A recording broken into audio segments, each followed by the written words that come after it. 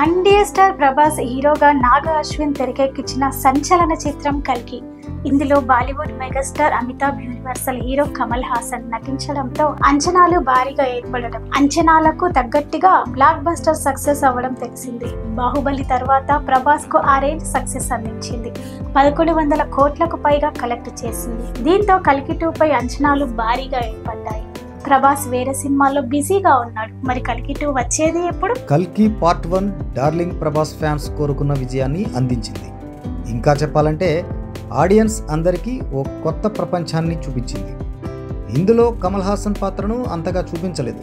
అయితే కల్కి 2లో కమల్ పాత్ర ఓ రేంజ్లో ఉండబోతుందనే హింట్ వచ్చింది. అలాగే ప్రభాస్ క్యారెక్టర్ కూడా ఫస్ట్ పార్ట్లో సీరియస్గా చూపించకుండా ఎంటర్టైనింగ్ క్యారెక్టర్లా చూపించారు. దీంతో సెకండ్ పార్ట్ ఎప్పుడు వస్తుంది, అందులో ప్రభాస్, కమల్, అమితాబ్ పాత్రలు ఎలా ఉండబోతున్నాయి అనేది ఆసక్తిగా మారింది.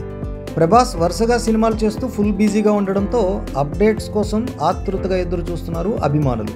అందుచేత కల్కి 2 ఎప్పుడు ఉంటుంది అనేది సస్పెన్స్గా ఉండేది. ఇప్పుడు ఈ సస్పెన్స్కు తెరదించేశారు వైజయంతి మూవీస్ అధినేత, సీనియర్ నిర్మాత అశ్విని దత్. ఇంతకీ విషయం ఏమిటంటే కల్కి 2 వచ్చే సంవత్సరంలో విడుదలవుతుందని క్లారిటీ ఇచ్చారు.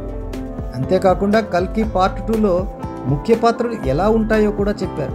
కమల్ హాసన్ పార్ట్ 2లో సినిమా అంతటా ఉంటారని, ఇక ప్రభాస్ క్యారెక్టర్ పవర్ఫుల్గా ఉంటుందని కూడా చెప్పారు. షూటింగ్ ఎప్పుడు స్టార్ట్ చేసేది త్వరలోనే అనౌన్స్ చేస్తామన్నారు అశ్విని దత్. దీంతో 2026లో కల్కి 2 రావడం పక్కా అనేది తెలుస్తుంది. మరి ఈ మూవీతో ప్రభాస్ మరోసారి 1000 కోట్లకు పైగా కలెక్ట్ చేస్తాడేమో చూడాలి.